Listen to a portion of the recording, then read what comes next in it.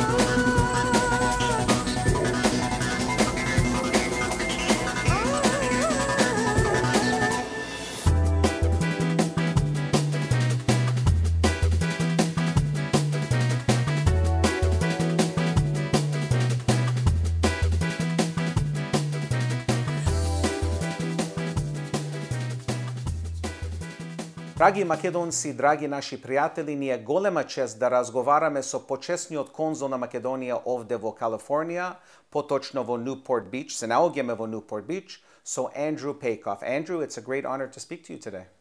Well, thanks, Bill. It's nice to see you. I'm glad we finally got to meet. You are the Honorary Consul of Macedonia. We'll start off today's talk by talking about that. How did that take place? How did you become the Honorary Consul of Macedonia here in California? Well, I was invited to be, or asked if I wanted to be the consul by the ambassador, Zoran Yolevski, and I thought it was really a great honor. And the first thing I thought when I got asked if I would consider being an honorary consul was, wow, what would my parents think? Because I know what conditions they came to emigrate to the U.S. on, and it wasn't fun times. And wars after war, after more bad things happening. And at that time, it was the first Balkan War when my dad emigrated. And to get forced out of the country because of all the killing, and for their son to be asked to be an honorary consul. Wow. That is fantastic. What an honor. Your origins are from the village of Debrec in the Kailari region in Aegean Macedonia. And I guess we'll start off at the beginning. You're very proud of your Macedonian roots, aren't you? It was instilled in me growing up. I don't know any Macedonians that aren't proud to be Macedonians. something in our blood, something in our DNA. Speaking of DNA, speaking of being in our blood, I think hard work ethic is something that's in the Macedonians' DNA, and many Macedonians have been successful. Not too many more successful than you, the chairman of Niagara Bottling. And tell us a little bit about your business background and how you became so successful in the business world. Well, it's kind of like what you just said, work ethic. And I guess all Macedonians have that, and we have it. And we just worked, and if you work and you never give up, things keep getting better. And we started the typical Macedonian way. It was 0. But the next day it was a nickel, and the next day it was a dime, et cetera, right? But if you just keep working on it, things seem to take care of themselves. How did it start? How did it all begin? Well, I moved to California. From? Buffalo. From Buffalo, New York. And I got a job as a milkman. A friend of my brother-in-law's had moved to California and worked at a milk company, and he put in a good word for me and they hired me. And that was a great job, but a dead-end job because the milk industry really hasn't been adding people. They've been finding ways to get more product with fewer people. So there wasn't much upside potential, but bottled water was being delivered to the supermarkets at the same time, and that did have potential. And I had an opportunity to get into that, and it was easy. The opportunity was just there. The people they had working in the company that I went to work for were obviously not Macedonian because they didn't have good work ethic. So, so it was easy to be a star and really do well there, and just one step led to another. Tell us about the company today. How successful is it, and how does it rank in the United States and in terms of bottled water sales?